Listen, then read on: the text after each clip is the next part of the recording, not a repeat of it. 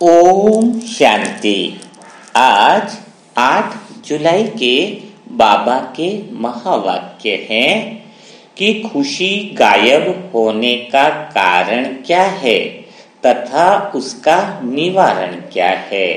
तो आज हम इसी बात पर गहराई से मनन चिंतन करेंगे कि स्वयं जिसके साथ भगवान है भला उस आत्मा की खुशी का गायब होने का कारण क्या है।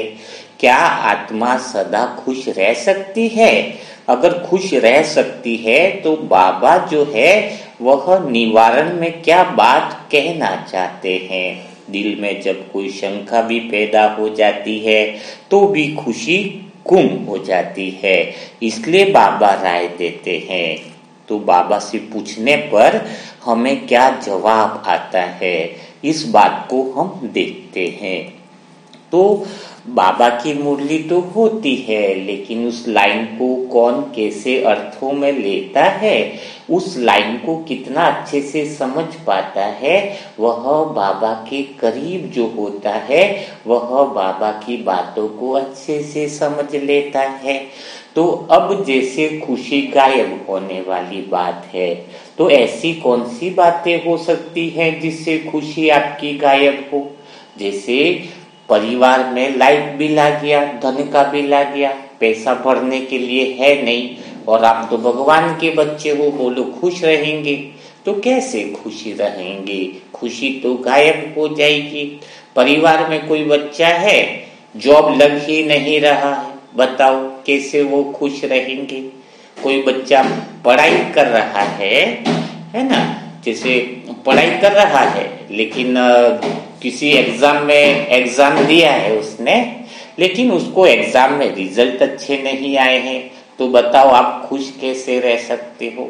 चलो ये सब बातें तो ठीक है, किसी की बुआ है जो उसको बार बार ताने मार रही है किसी चीज के लिए, मासी है, जेठ है, जेवर है, तो फिर कैसे खुशी रह सकती है।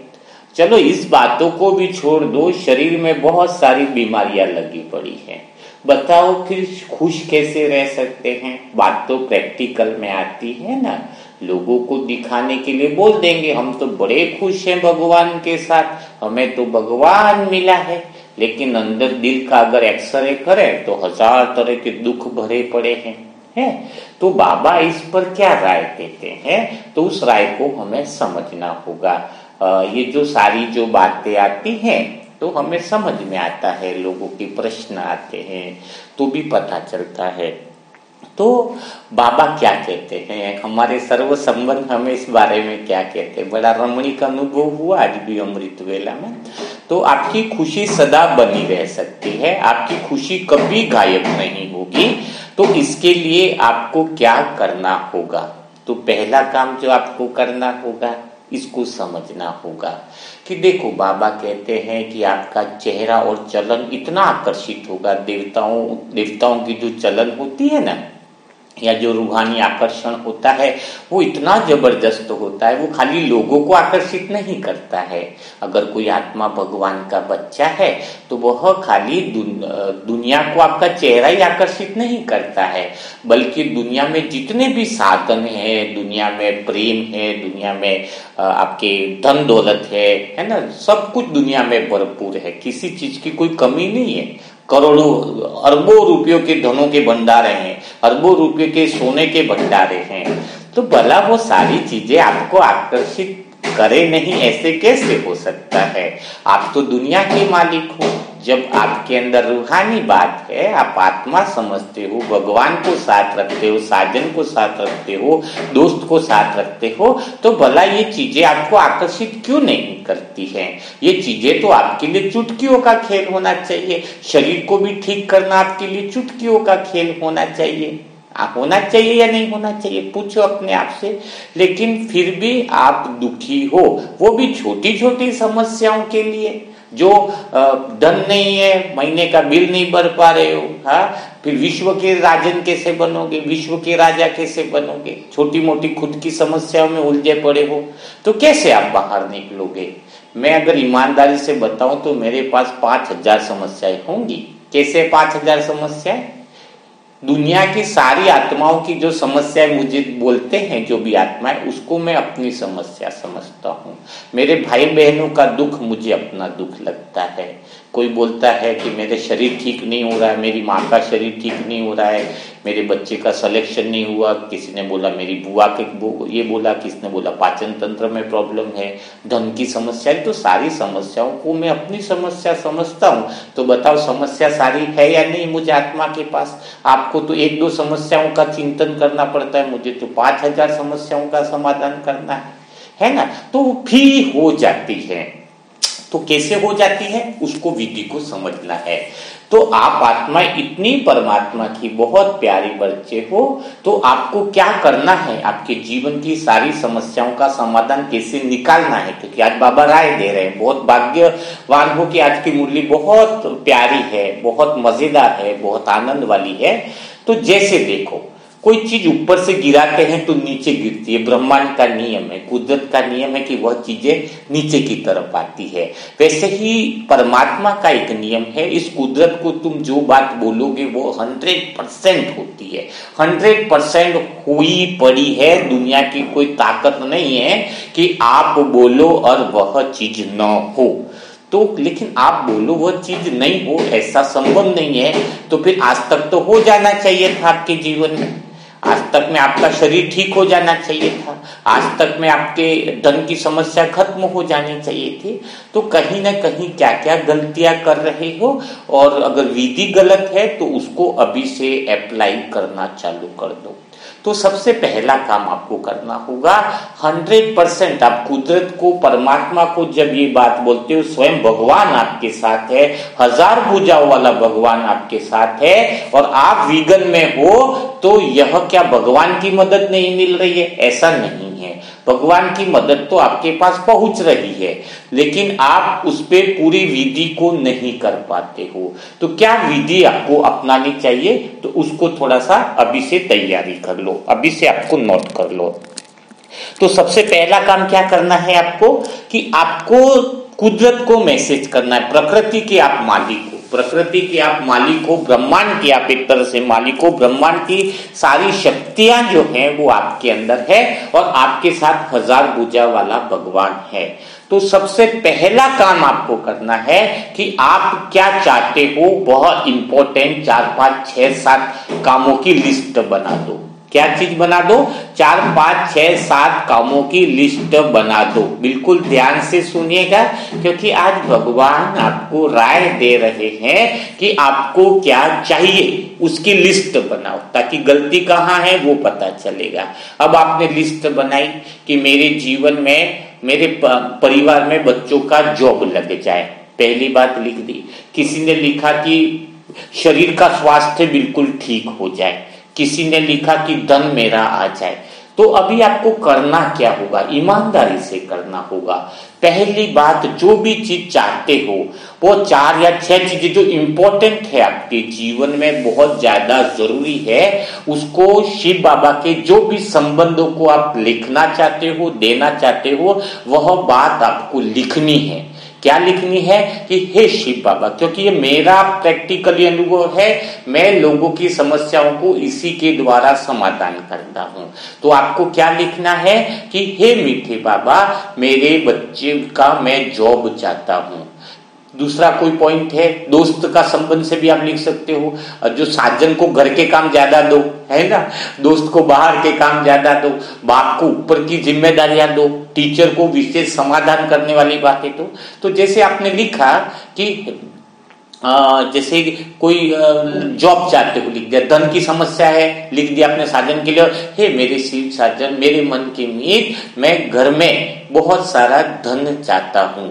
क्या कि मैं 20 लाख 10 लाख ये आप लिख सकते हो, क्योंकि आप आत्मा को सजेशन नहीं दे रहे हो, अभी तो आप तैयारी कर रहे हो कि आप क्या चाहते हो, है ना। तो आप चाहते हो कि मेरे घर में बहुत भरपूर मात्रा में धन आ जाए। आपने क्या लिखा कि मेरे घर में भरपूर मात्रा में धन आ जाए।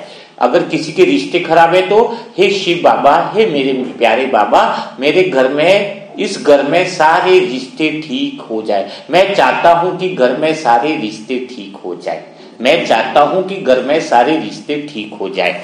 अब आपको करना क्या है, यह बात एक दिन नहीं लिखनी है। अगर आप एक दिन लिखते हो तो परमात्मा तक जो मैसेज है वो ब्रह्मांड को जो फिर वो मैसेज देंगे, कुदरत आपकी तरफ वो सारी चीजें आकर्षित करने लग जाएगी। कुदरत को आप मैसेज दे रहे हो, भगवान तक वो बात पहुंचानी है, जिससे आपकी वह एनर्जी लेवल जो है वो बहुत हाई हो जाएगा। तो सबसे पहले नियम बना लो, डायरी में यह 90 दिन लिखना है। कितने दिन लिखना है? 90 डे। 21 दिन तक जब कोई काम हम लिखते हैं तो आदत बनती है, और 90 दिन करने पर हमारी लाइफ स्टाइल बन जाती है। जैसे आपको ब्रश करना है तो आपको सोचना नहीं पड़ेगा, बोलना नहीं पड़ेगा। आप उठते ही मुंह धोना है तो बोलना नहीं पड़ेगा, वो आपकी लाइफ स्टाइल में आ गया है। 21 दिन तक आदत बनती है, 90 दिन तक लाइफ स्टाइल बनती है।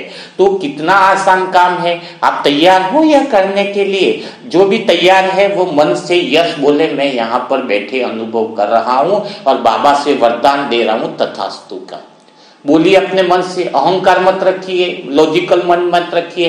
रेडी हो, रेडी हो, रेडी हो। चलो, आपके सबकी मन की आवाज, यस की आवाज मुझे रिप्लाई हो रही है।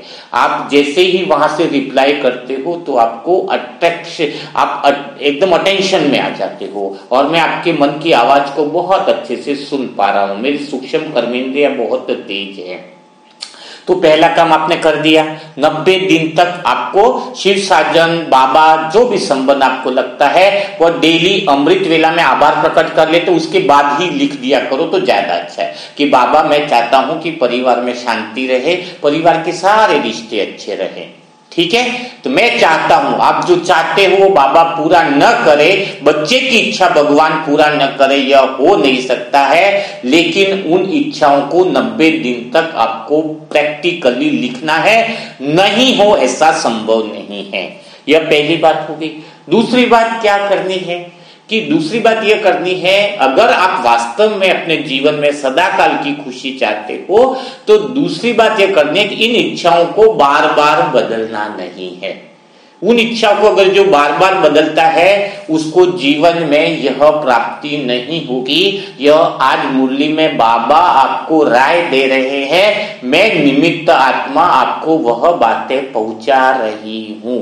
तो क्या करना है? दूसरी बात क्या करनी है आपको कि वह बातें चेंज नहीं करनी है। उदाहरण के लिए जैसे लिखा 4 दिन तक कि मेरे बच्चे का बहुत, मैं चाहता हूं कि मेरे बच्चे का अच्छा जॉब हो जाए, है ना।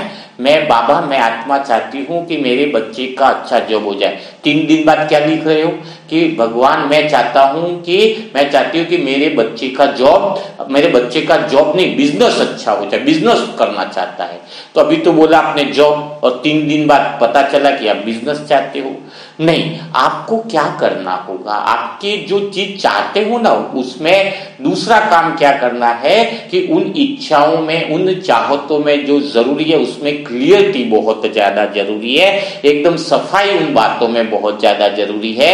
एकदम क्लियरिटी होगी तो आपको परिवर्तन नहीं होना चाहिए। जो आपकी 6, 7, 8 जो जरूरी इच्छा है, इच्छा यानी चाहते, चाहतों में भी एक बात बहुत है, आपका घर पहले से खुश है, सब कुछ है, और आप बहुत ज्यादा और धन चाहते तो गलत बात है।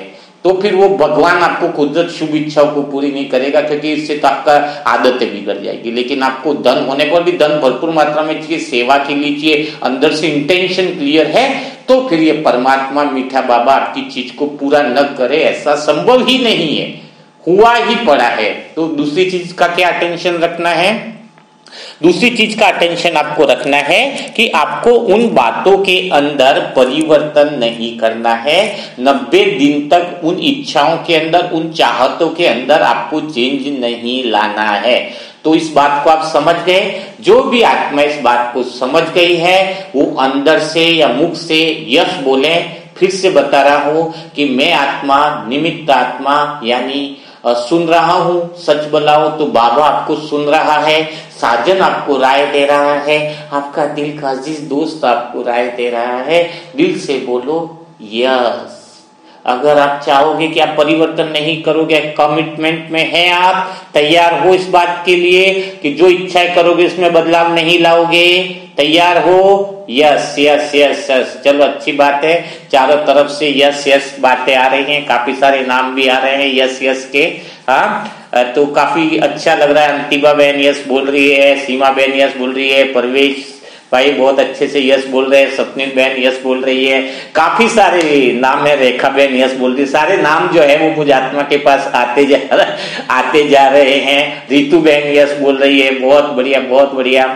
चलो काफी सारी आत्माएं हैं जो यस बोल रही, और भी काफी सारे नाम हैं इनकी, अगर मैं पढ़ता जाऊंगा 150 की लिस्ट आ चुकी है। बहुत बढ़िया बहुत बढ़िया, तो बहुत अच्छी बात है। तो आपको क्या करना है, उन विचारों में परिवर्तन जो है वो क्या करना है आपको, उन विचार। अच्छा, प्रमिला बहन का भी यस आ गया, चलो बहुत अच्छी बात है, सबका अच्छा है, यस आ रहा है। बाबा की वो लिस्ट जो है वो मुझे इधर से दिखाई दे रही है। हाँ, कितनी खुशी हो रही है, कितना आनंद का अनुभव हो रहा है कि सारी बातें क्लियर हो रही है। और भी देखो कुमुद बहन, बहुत सारी बहनों के आ गए। ठीक है, तो अभी दूसरा प्रोसेस आपने सीख लिया है कि मैं आपके साथ हूं, मैं आपके पास हूं, मैं आपके सम्मुख हूं, मैं आपके करीब हूं।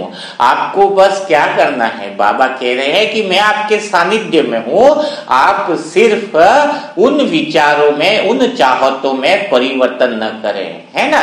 तो आप शरीर का स्वास्थ्य चाहते हो, परिवार का स्वास्थ्य चाहते हो, लौकिक माँ का स्वास्थ्य चाहते हो, तो इस बात को आपको लिखना है। तो 6-7 जो आपकी चाहते हैं उसके अंदर आपको क्या नहीं करना है, परिवर्तन नहीं करना है।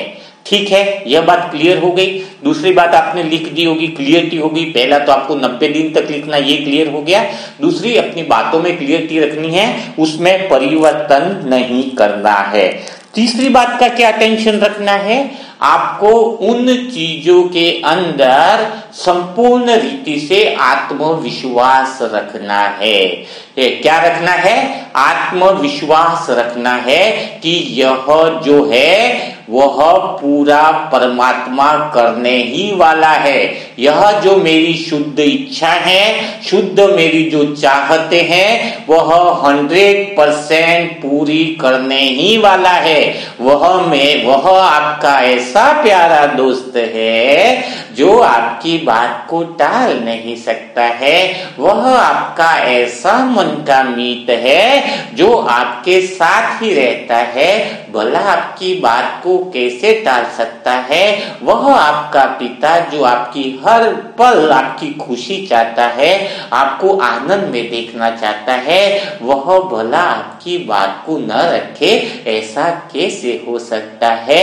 ऐसा सद्गुरु है जो आपको आगे बढ़ाना चाहता है, ऐसा टीचर जो आपको रूहानी पढ़ाई और ज्ञान रत्नों में आगे बढ़ाना चाहता है, भला आपकी शुद्ध इच्छा पूरी न हो, ऐसा हो नहीं सकता है।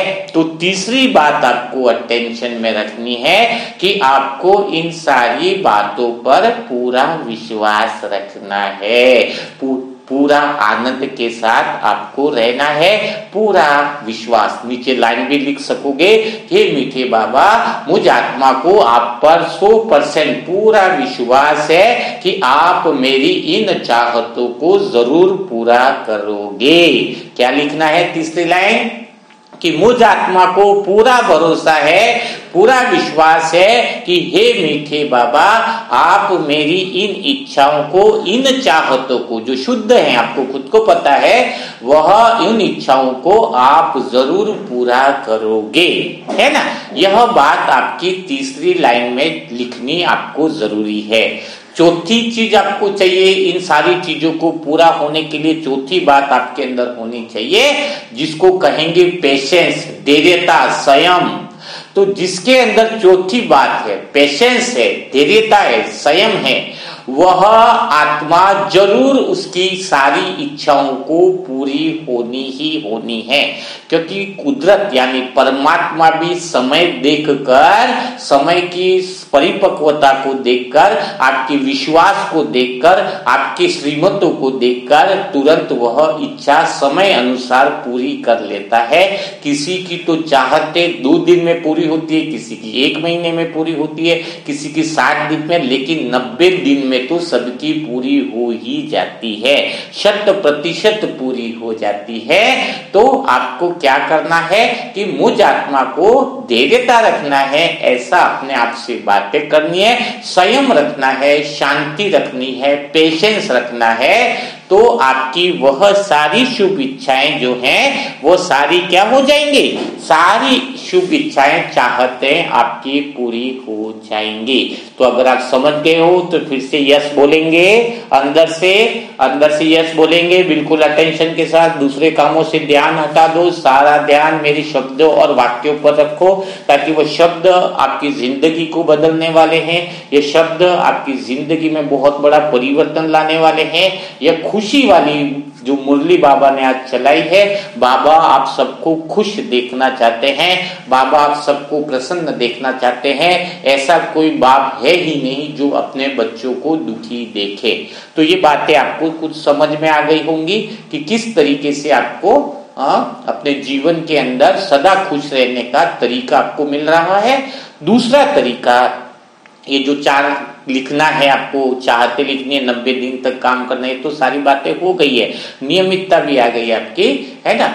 लेकिन अब दूसरी जो बातें हैं जो आपको खुश रहने के लिए बहुत अच्छी रहेंगी, आप सदा खुश रह सकते हो, तो दूसरी विधि क्या है उसके बारे में हम आज बात करने जा रहे हैं।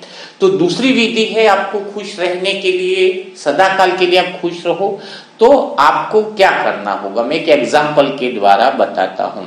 अगर एक ग्लास है, उसके अंदर व्हाइट कलर है, तो थोड़ा सा व्हाइट कलर अंदर है। अब मैं क्या किया, उसका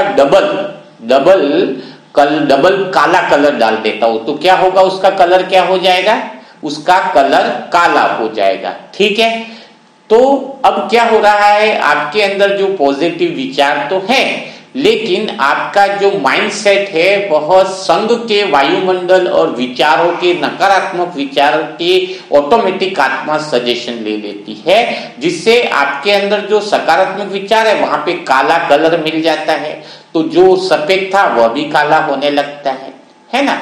तो क्या होता है उससे, तो आप जैसे सुबह अखबार पढ़ लिए, नकारात्मक सारे मैसेज पढ़ लिए, आपने टीवी देखी तो वहां से आपको नकारात्मक मैसेज मिले, तो आप जो सकारात्मक बातें भरते हो अपने अंदर, लेकिन नकारात्मकता वायुमंडल आसपास की बातों से भी ऐसा हो जाता है, संग का वायुमंडल से भी नकारात्मकता मिलती है।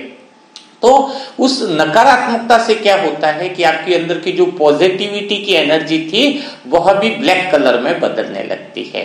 तो आपको आज से अटेंशन रखना होगा, अगर सदा खुश रहना है, सदा आनंद में रहना है, तो दूसरा जो काम है वह क्या करना है कि आपको सदा काल के लिए ऐसा कि आपको अवेयरनेस रखनी है कि मुझे इस संग जहां पर नकारात्मकता का मैसेज मुझे मिलता है, ऐसे संग से आपको दूर रहना है।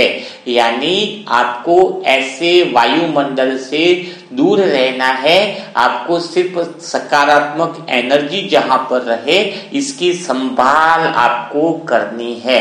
इससे क्या होगा कि आपके अंदर सकारात्मक एनर्जी भरने से क्या होगा, उसको थोड़ा उदाहरण के द्वारा हम समझते हैं। जैसे कोई व्यक्ति अगर आपको गुस्सा करता है, कोई व्यक्ति आपकी निंदा करता है, कोई व्यक्ति आपकी ग्लानि करता है, तो आपको क्या फील होता है, दुख फील होता है ना, अशांति फील होती है, गिल्टी फील होती है। लेकिन आपको क्या समझना होगा, यहाँ पर आपको इस बात को बहुत अच्छे से समझना होगा, सामने वाले ने आपके साथ दुर्व्यवहार क्यों किया, पहली बात। ठीक है, ओके, समझ में आ गया।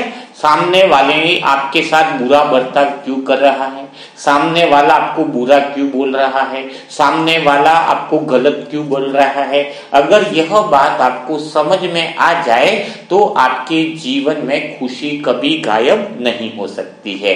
तो उसके लिए कैसे समझना होगा, जैसे उदाहरण के लिए मैं आपको एग्जांपल देता हूं। एक व्यक्ति दुकान पर जॉब कर रहा है, ठीक है। अब वो सुबह निकला जॉब के लिए, अब दुकान में थोड़ा सा लेट पहुंचा तो उसके बॉस ने उसको बहुत अच्छे से डांट दिया। तो अब उसके अंदर क्या हुई, थोड़ी नकारात्मक एनर्जी भर गई। उसके बाद थोड़े समय के बाद ही एक कस्टमर आया जिसने उसके ऊपर पहले कोई माल दिया था, उसी भाई ने, वो खराब निकला या कुछ गड़बड़ हुई तो उस पर फिर चिल्ला दिया, उसकी नकारात्मक एनर्जी और बढ़ गई। दोपहर में जो टिफिन आने वाला था वह लेट हो गया, उसकी नकारात्मक एनर्जी और बढ़ गई। तो ऐसे दिन भर में 8-10 आत्माओं से उसको नकारात्मक एनर्जी मिल गई। अब एक शरीर में जैसे कोई ग्लास में या कोई कप में आप चाय डालो और चाय डालने के बाद कप भर जाए तो वह चाय क्या होगी फिर? हाँ, वो चाय कप से नीचे गिरने लगेगी। तो वैसा ही प्रभाव जो है वो शरीर के साथ होता है कि जैसे ही नकारात्मक एनर्जी सारी भर जाती है बॉडी में, चारों तरफ से नकारात्मक एनर्जी जब भर जाती है तो क्या होगा, वह नकारात्मक एनर्जी ओवरफ्लो की तरह अंदर नहीं रख सकती है आत्मा। यह आत्मा की विशेषता है। तो वह नकारात्मक एनर्जी उसको बाहर निकालनी पड़ती है। तो सारी नकारात्मक एनर्जी ऑटोमेटिकली शरीर से बाहर निकलने लगती है। तो वह नकारात्मक एनर्जी जो आपको बोल रहा है एक्चुअल में वह आपको नहीं बोल रहा है। एक्चुअल में दुकान में जो वो जॉब कर रहा है तो उसके मालिक को भी नहीं बोल सकता है वहां पर।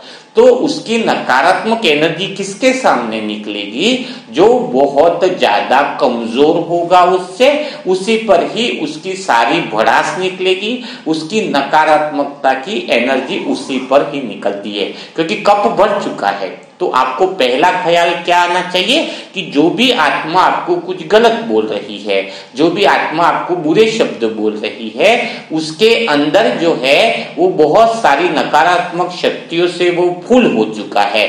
या तो वो आपको बोलेगा, नहीं तो किसी और को भी बोलेगा, लेकिन बोले बिना तो वो रहने वाला है नहीं।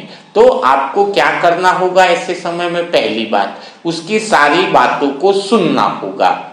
अगर सामने हो तो सुनना ही पड़ेगा। सुन लो, जवाब नहीं देना है, रिएक्शन नहीं करना है, क्योंकि आप कुछ भी रिएक्शन करोगे उसके ऊपर कोई इफेक्ट नहीं होने वाला है। अगर कोई फैमिली मेंबर है, कोई ऐसा है, तो वो कुछ बोल रहा है आपको, तो पूरा सुन लो, उसको खाली हो जाने दो। अंदर से अनुभव करो कि भाई और खाली हो जा, और खाली हो जा, नहीं तो किसी और पे ये बरसेगा। आपके अंदर तो भगवान ने ताकत दी है, आपके अंदर तो दी है। तो जब वो लगभग खाली हो जाएगा ना, उसके बाद थोड़ी बहुत आप प्यार से उससे बात करोगे ना, तो वो 100% आपकी बात को सुनने लगेगा। लेकिन आप जब कोई सामने वाला ऐसे बोल रहा है, वह आपको दुख देने वाले हैं, वह आपको परेशान करने वाले हैं, तो क्या होगा आपका? उस समय आप तुरंत रिएक्ट करोगे तो आपकी नकारात्मक एनर्जी फालतू काम की बढ़ेगी और उसकी भी परेशानियां होगी, है ना। और वो बात को समझेगा नहीं और उसकी नकारात्मकता बढ़ती जाएगी। तो आपके सामने कोई व्यक्ति बोल रहा है, आपकी सगे संबंधी में बोल रहा है, या परिवार का कोई व्यक्ति, रिश्तेदार या परिवार का कोई मेंबर आपसे उल्टी सुल्टी बात कर रहा है, तो उसकी पूरी बात हो जाने दो, पूरा खाली हो जाने दो, क्योंकि वह आपको नहीं बोल रहा है, वो बाहर से बहुत सारी नकारात्मक एनर्जी लेकर के आया है और वह एनर्जी उसकी बाहर निकल रही है। तो उसको खाली होने के बाद आप शांति का सकाश देकर उसको प्यार से बात करके अपनी बात को उसको बोलो, तो वो जरूर आपकी बात को तुरंत स्वीकार करेगा। ठीक है, यह बात आ गई आपकी दूसरी, जिसकी वजह से आपकी खुशी सदा बरकरार रहेगी। तीसरी बात जो भगवान आपको राह देते हैं सदा खुश रहने के लिए, तो तीसरी बात क्या करनी है आपको कि आप अपना समय कभी भी आपका जो माइंडसेट है, मन का जो सेट है, वह दो बातों में परफेक्ट होना चाहिए। आप अगर समझ रहे हो मेरी बात को तो मन में यस बोलो, है, सभी लोग यस बोल रहे हैं, समझ रहे हैं, चलो बहुत अच्छी बात है। रिप्लाई आ रहा है, यहाँ से अनुभव होता है, बहुत अच्छा लगता है। अभी आपको क्या करना है, तीसरी बात को समझना होगा। नहीं तो आप राइट डाउन लिख भी सकते हो डायरी में, ताकि आप उन बातों को भूलो नहीं। मुरली मंथन बार बार रिपीट करो, ये आपकी जिंदगी को बदल देता है। तो तीसरी बात आपको क्या टेंशन रखना है कि हमेशा इस दुनिया में, कलयुगी दुनिया में, दो टाइप के लोग हैं। इस बात को फिक्स कर लो। कितने टाइप के लोग हैं? दो टाइप के लोग हैं। दो टाइप के लोग कौन से हैं? एक तो है जो चीज की तारीफ करेंगे और एक है चीज की खामियां निकालेंगे, है ना। दो तरह के लोग हैं जो एक तो क्या करेंगे, एक तो तारीफ करने वाले हैं और एक खामियां निकालने। कोई भी आप काम कर लो दुनिया का, कोई एक व्यक्ति ने पूरी जिंदगी की पेंशन 70 लाख रुपया मंदिर बनाने में लगा दी। हमारे इधर का ही एक भाई है, अब क्या हुआ, काफी लोगों ने तारीफ करी कि तुमने भगवान का मंदिर बना दिया और इतना सुख और शांति का काम किया। और कुछ लोग ऐसे मिले उसी के गांव वाले, अरे मूर्ख आदमी है तू, इतना सारा पैसा इस मंदिर में लगा दिया, इससे तो बच्चों को बिजनेस करा था, इससे तो तू ये करा था। तो क्या है, उन्होंने अच्छा काम भी किया, लेकिन उसी काम में कई लोग खामियां निकाल रहे हैं तो कई लोग तारीफ कर रहे हैं। तो ब्रह्मा कुमारी सेंटर के बारे में कई लोग अच्छा बोलेंगे तो कई लोग बुरा बोलेंगे, खामियां निकालेंगे। तो कोई भी काम, कितना भी अच्छा काम कर लो आप, कितना भी अच्छा काम कर लो, लेकिन उस काम की खामियां निकालने वाले लोग रहेंगे ही रहेंगे और उस काम की तारीफ करने वाले लोग भी रहेंगे। अभी मैं खुद अपना मुरली मंथन दिखाऊंगा, उसमें से एक आध आत्मा का कोई नेगेटिव कमेंट भी आ जाएगा, लेकिन 1000 लोग अच्छे कमेंट भी करेंगे। एक को बोलेगा मुरली मंथन अच्छा नहीं लगा, ऐसा भी कोई लिख सकता है। तो क्या मेरा ध्यान उस पर रहना चाहिए? हो सकता है उसको मुरली मंथन अच्छा नहीं लगा होगा क्योंकि वो टेंशन में सुन रहा होगा, कोई बात उल्टा गड़ा होगा, उसकी बुद्धि में नहीं जा रही होगी, है? तो मुझे उसकी बात पे रिएक्ट नहीं करना है, आपको अपनी एनर्जी खुश रहना है। तो जो भी बातें आपकी कमियां निकालने वाले हैं, खामियां निकालने वाले हैं, अगर रियल खामी है तो चेंज करो, एक अलग बात है, वो तो अपन आत्मज्ञान, लेकिन बिना काम की उनकी आदत ही है ब्लेम करना, आक्षेप लगाना, ब्लेम करना, आक्षेप लगाना। तो आपको क्या करना है, उस पर रिएक्ट नहीं करना है और माइंडसेट रखना है कि मैं कितना भी अच्छा काम कर लूं, खामियां तो लोग निकालेंगे ही। लोग ब्रह्मा बाबा को नहीं छोड़ा, इतना अच्छा काम करे, विश्व में शांति ला रहे, तो भी उनको लोगों ने गालियां बकी, उनकी बुराई करी, मम्मा का विरोध किया, है ना। तो कोई ऐसा है ही नहीं, कोई ऐसा है ही नहीं जो किसी काम की पूर्णतया तारीफ ही तारीफ मिल जाए। तो आपको जो लोग आपके काम को बैड रिएक्ट करते हैं, बार बार ब्लेम लगाते हैं, बार बार आपको ताने देते हैं, तो आपको स्वीकार कर लेना है कि आपको पता है कि सारे लोग जो हैं वो अच्छे नहीं बोलेंगे। आप कोई ड्रेस खरीदोगे तो 20 लोग अच्छे बोलेंगे, 10 लोग आपको बोलेंगे एक ऐसा ड्रेस खरीद लिया, इससे तो सस्ता वहां पे मिलता था, है। तो आपको तैयार रहना है। मेरे कहने का मतलब है कि जो आत्मा रेडी रहती है, जो आत्मा प्रिपेयर रहती है, जो आत्मा तैयार रहती है, वह आत्मा सदा खुश रहती है। तो आप खुश रहने के लिए तैयार हो, है, आनंद में हो। आप कभी भगवान को भोग ही लगा दोगे, घर के कुछ लोग बोलेंगे ये क्या कर रहे हो तुम, भोग लगा रहे हो, ये कर रहे हो, वो कर रहे हो, है? तो हर काम का विरोध होगा, लेकिन आपको तो इसकी वैल्यू पता है, इसकी समझ पता है, इसका आनंद पता है ना। बिना भोग लगाए तो भगवान की कितनी भी तुम शिक्षाएं ले लो, तुम्हारे अंदर जाने वाली नहीं है। द्रोणाचार्य ने, एकलव्य ने बिना पूछे शिक्षा ले ली, बिना दक्षिणा दिए, बिना दीक्षा दिए शिक्षा ले ली, तो शिक्षा अंदर गई नहीं, है ना। तो कहने का काम क्या है, भगवान के प्रति हम, आपका दृष्टिकोण क्या है, आपका नेचर क्या, कि आपको कोई चीज कर रहे हो उसकी वैल्यू आपको मिल रही है कि नहीं मिल रही है, जो चीज कीमत दे रहे उससे 1000 गुना परमात्मा हमें क्या देता है।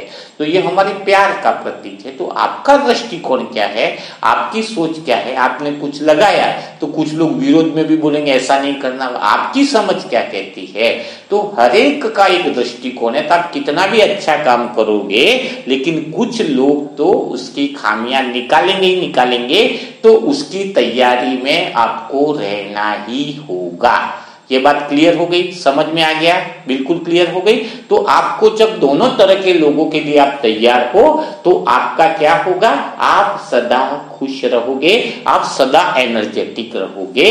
यह बात आपको दूसरी विधि आपको बताई गई है ना। तीसरी विधि क्या है, सदा खुश रहने के लिए आपको क्या करना है। तीसरी विधि जो है वो बहुत महत्वपूर्ण है ना। इसको बहुत बड़ा ध्यान से सुनने के लिए तैयार हो, एक्साइटमेंट में हो, सुनने के लिए बहुत अच्छे से अपने आप को उस बात को ग्रहण करने के लिए रेडी हो, तो और वापस मन से यस टाइप करेंगे आप सभी लोग। बहुत अच्छी बात है, बहुत बढ़िया, यस बोलो, बहुत अच्छा रिप्लाई। यस आने से वो बात आपके अंदर जाने वाली है। इसका लॉजिक मैं आपको बाद में सुनाऊंगा, है ना, ताकि आप शवासन में नहीं जाओगे, नींद में भी नहीं जाओगे, है ना। आप जब मन से यस बोलते हो, एनर्जेटिक से बोलो, यस यस यस यस, बहुत बढ़िया बहुत बढ़िया। वो एनर्जी, वो बातें आप तक पहुंच रही है, बहुत बढ़िया, बहुत अच्छी बात है। तो अब क्या हो रहा है, ये दोनों की बात हो रही है, टू वे कन्वर्सेशन हो रहा है। मैं यहाँ पे बैठा हूँ, आप वहां पर हो, लेकिन बात दोनों की हो रही है। आपका यस भी मुझे सुनाई दे रहा है, मेरी बातें भी आप तक पहुंच रही है। कितनी गहरी बातें हैं, ठीक है। तो अभी हम आगे बढ़ रहे हैं कि तीसरी कौन सी अपने अंदर ऐसा चेंज लाएं जिससे हमारी खुशी कभी गायब न हो। तो तीसरी जो बात आती है वह यह है कि आपको क्या करना है कि मैं एग्जांपल देता हूं कि एक व्यक्ति डॉक्टर के पास गया और वो क्या कहता है कि अंगुली से दबाता है पूरे शरीर को, बोले मैं जहां भी शरीर को दबा रहा हूं, शरीर के हर एक पार्ट में मेरा दर्द हो रहा है। वो जिधर दबा रहा है देखता है तो हर एक पार्ट में दर्द हो रहा है। बोले ऐसा क्यों हुआ, ये कल रात से मेरे को हुआ है। अब वो डॉक्टर क्या बोलता है, पूरा चेकअप करने के बाद बोलता है, हंसता है, मुस्कुराता है, बोले तुम्हारे शरीर में कहीं पर भी दर्द नहीं है, कहीं पर भी तुम्हारे शरीर में दर्द नहीं है। तो बोलता फिर दर्द कहाँ है, बोले तुम्हारी अंगुली में ही फोड़ा हुआ है। अब तुम अंगुली जिस पर भी रख रहे हो तो तुम्हारी अंगुली का वो फोड़ा ही तुम्हें दर्द दे रहा है, बाकी शरीर के किसी भाग में दर्द नहीं है, है ना। तो कितनी गहरी बात है। तो आपको अगर खुश रहना है तो एक बात पक्की करो, समझो कि खुशी आपको नहीं हो रही है, बार बार लोगों से परेशानी हो रही है, आप किसी व्यक्ति को देखकर गुस्सा कर रहे हो, तो ये सारी कमी आपके अंदर है। You are responsible for your feeling. आपका जो संस्कार है, आपका जो एटीट्यूड है, उसके लिए आप स्वयं जिम्मेदार हो, ना कि कोई और जिम्मेदार है। आपको बुरा लग रहा है किसी व्यक्ति के, तो एक वो व्यक्ति चला जाएगा, दूसरा व्यक्ति आएगा, उसकी वजह से आपको बुरा लगेगा। आपके तो बुरा लगने की आदत है ना, बार बार मूड ऑफ करने की आदत है, बार बार लोगों से लड़ने की आदत है, बार बार लोगों को शिकायत करने की आदत है, लोगों से बार बार ब्लेम करने की आदत है। तो वह आदत जो है, वह कमी तो आपके अंदर है ना। लोग तो बदलते जाएंगे तो भी आपकी तो कमी बरकरार है। तो आज पहले चेक करना होगा कि कमी किसके अंदर है। कमी आपके अंदर है तो उसको चेंज करना होगा। तो उसको कैसे करेंगे, उसको अच्छे से एग्जाम्पल के द्वारा हम समझते हैं क्यों आपके अंदर कमी है। आप स्वीकार थोड़ी करोगे, इसे समझाना पड़ता है आपको। तो आपके अंदर कमी कैसे है, तो उस बात को देखते हैं। एक ही समस्या होती है, उस पर कैसे कैसे लोगों के रिएक्शन होते हैं। चलो आप बाहर से आ रहे हो, जा रहे हो, अब आप किसी नए शहर में गए, वहां पे एड्रेस पे आपको पहुंचना रात की 8 बजे है, ठीक है। आप बिल्कुल ध्यान से सुनना, बहुत अटेंशन दो बातों पे। अब आप जैसे ही उस गली में घुसते हो, उस गली में एक बहुत जबरदस्त थोड़ा सा कुत्ता है, डरावना भी है, कुत्ता वहां पर बैठा हुआ है। उस गली में घुस रहे, उस गली में दूर से आपको कुत्ता दिखाई दे रहा है। आपका क्या रिएक्शन रहेगा, आप क्या करोगे? चलो अपने मन के अंदर सोचो। आपको 20 सेकंड का टाइम दिया जाता है कि आप, नया शहर है, रात की 8 बजे है, किसी एड्रेस पे पहुंचना है। जैसे ही आप गली में घुसते हो, उस गली में थोड़ा आगे की तरफ, राइट हैंड साइड की तरफ एक कुत्ता बैठा हुआ है। चेहरा भी उसका थोड़ा भयानक जैसा दिख रहा है। आप बताओ कि आप क्या, आपके अंदर फीलिंग जगेगी, क्या बात आपके अंदर जगेगी, क्या करोगे? तो मैं आपके जवाबों को पढ़ रहा हूं यहां पर बैठकर। कुछ आत्माएं हैं जो लिख रही हैं कि उनको डर लगेगा, ठीक है। अच्छा, एक आत्मा लिख रही है कि मैं उसको क्या करूंगा, गली में उसको मैं बिस्किट दे दूंगा और आगे बढ़ूंगा। बहुत अच्छी बात है। एक आत्मा लिख रही है कि मैं पत्थर लेकर उसको मारूंगा और पत्थर लेकर के उसको क्या करूंगा, है ना, मैं भगा दूंगा उसको। अच्छा, एक जन लिख रहा है कि मैं रास्ता ही बदल दूंगा, किसी और रास्ते से चला जाऊंगा। बहुत बढ़िया, बहुत बढ़िया। एक लिख रहा है कि मैं इस कुत्ते से प्यार भरी दृष्टि देकर के मैं दोस्ती कर लूंगा। एक लिख रहा है मैं उसको डराऊंगा और वहां से भगाने की कोशिश करूंगा। एक लिख रहा है कि मैं उसके व्यवहार को समझने की कोशिश करूंगा। अब बताओ, सिचुएशन एक है, सिचुएशन एक ही है कि गली में जा रहे हो, कुत्ता बैठा है और आप सबके रिएक्शन अलग अलग हैं। कोई कह रहा है मैं पत्थर मार दूंगा, कोई कह रहा है कि मैं गली बदल दूंगा, कोई बोल रहा है कि मैं प्यार भरी दृष्टि दे करके आराम से निकल जाऊंगा, कोई कह रहा है मैं बिस्कुट दे दूंगा, है ना। तो सिचुएशन तो एक है, सिचुएशन तो एक ही कि गली में कुत्ता बैठा है, लेकिन रिएक्शन सबके अलग अलग हैं। यानी वह रिएक्शन करने के लिए जिम्मेदार कौन है?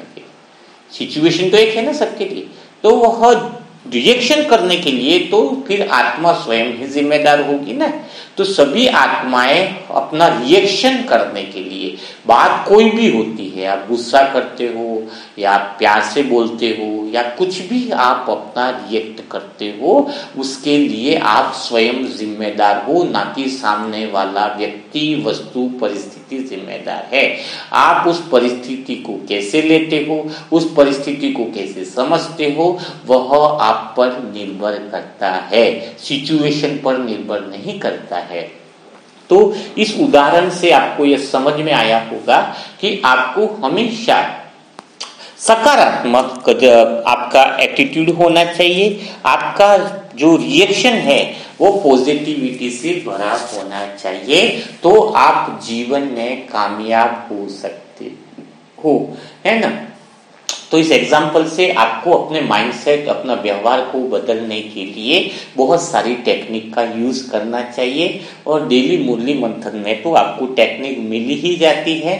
तो अभी और हम कर सकते हैं उसको, और माइंडसेट को चेंज करने का मतलब क्या है। जैसे उदाहरण के लिए आपका रिएक्शंस, जैसे आपको पता है कि मुझे रिएक्ट नहीं करना, तो जैसे आप मूवी देखने के एग्जांपल में दूंगा, अब वो मूवी आपको पसंद नहीं है, ठीक है। अब कुछ लोग क्या होंगे, इंस्टाग्राम पे लिख देंगे वो मूवी बहुत बेकार है, कोई जाना नहीं।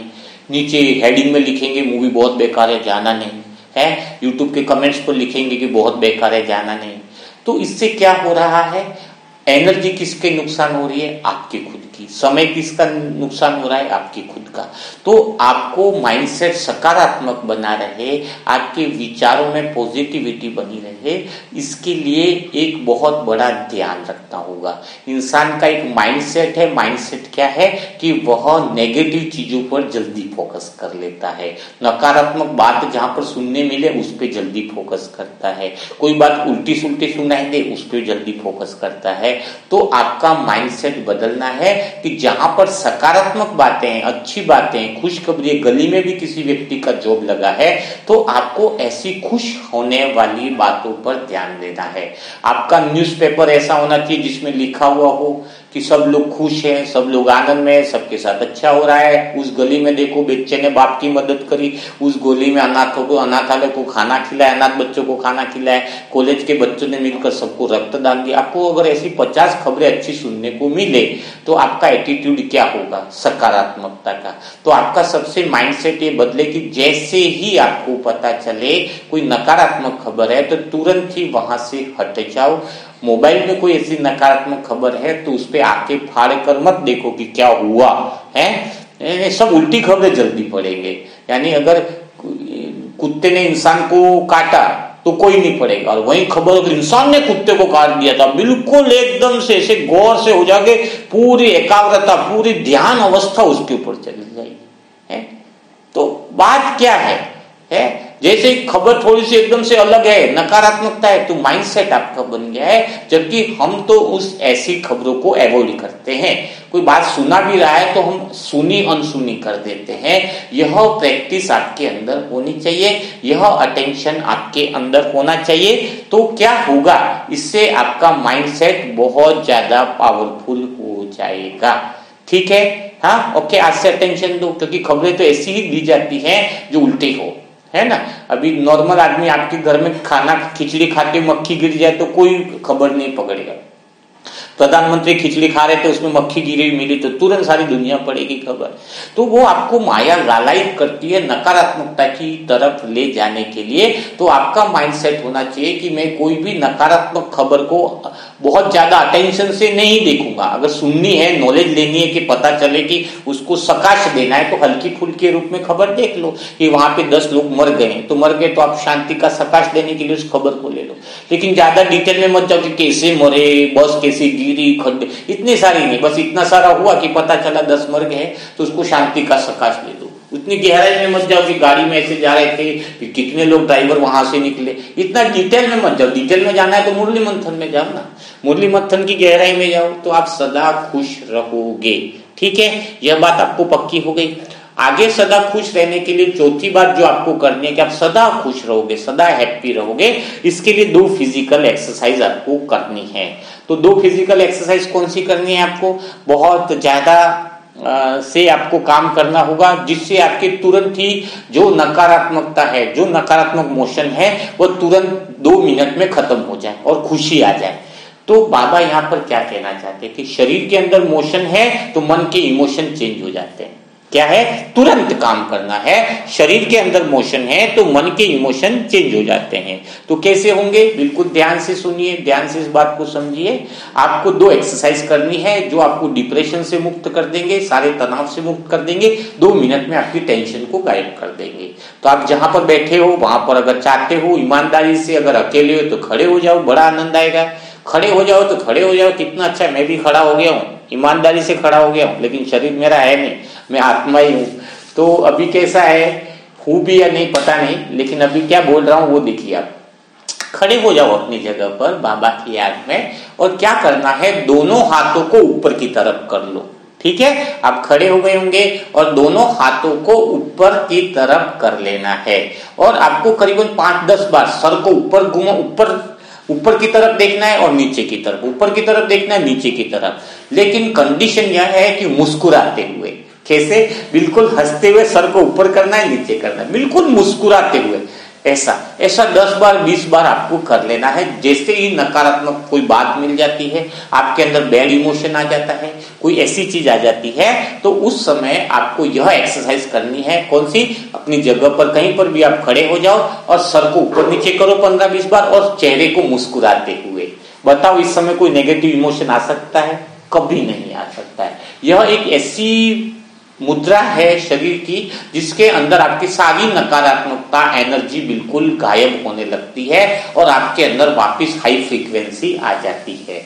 दूसरी एक्सरसाइज है कमर पर बैठे हुए अगर एक्सरसाइज करनी है तो कमर पर, दोनों कमर पर आप हाथ रख लीजिएगा और हाथ रखने के बाद वही सर ऊपर नीचे करो और वो भी मुस्कुराते हुए। आपकी नेगेटिव एनर्जी जो है, वह नेगेटिव इमोशन जो है, जो मन के ऊपर बर्डन है, वह शरीर के इमोशन से मन के इमोशंस, बैड इमोशंस गायब हो जाते हैं इस एक्सरसाइज से। तो यह प्रैक्टिकली आपको करना है तो सदा आप खुश रहोगे।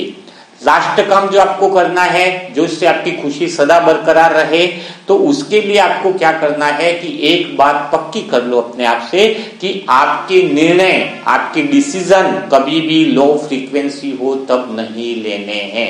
यानी जब आपकी मन की शक्ति डाउनफॉल में है, आप बहुत लो एनर्जी फील कर रहे हो, तब जीवन के महत्वपूर्ण निर्णय, बिजनेस के निर्णय, परिवार के प्रति निर्णय जो है वह आपको नहीं करते हैं, नहीं तो आपके जीवन में वह गलत परिणाम लेकर के आएगा।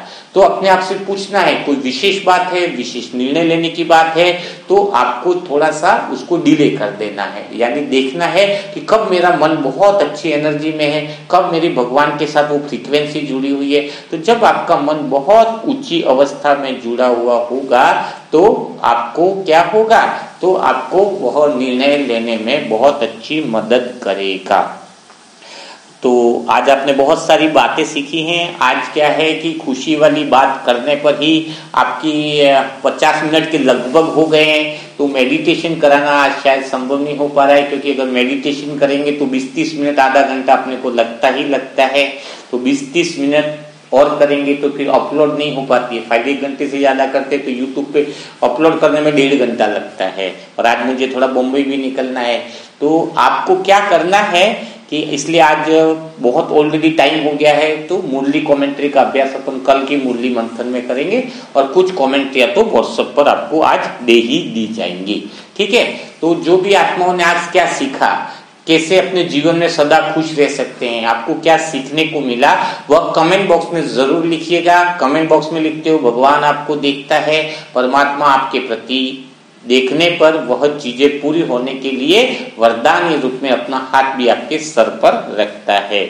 तो जो नई आत्मा है व्हाट्सएप ग्रुप से जो जुड़ना चाहती हैं उसके लिए नंबर है 7202921969। इस पर ओम शांति लिखे और अपना नाम और एड्रेस लिखे अगर नई आत्मा है तो, और टास्क कंप्लीट का क्या कंडीशन है वो भी व्हाट्सएप पर आपको बता दी जाएगी। तो कल फिर मुलाकात करेंगे इसे मुरली मंथन के साथ। तब तक के लिए सभी भाई बहनों को ओम शांति, ओम शांति, ओम शांति। सदा खुश रहना है। इस मुरली मंथन को 2 से 5 बार सुनोगे, समझोगे तो आपको वो बातें पूरी तरीके से दिल में उतर जाएगी। ओम शांति, ओम शांति, ओम शांति।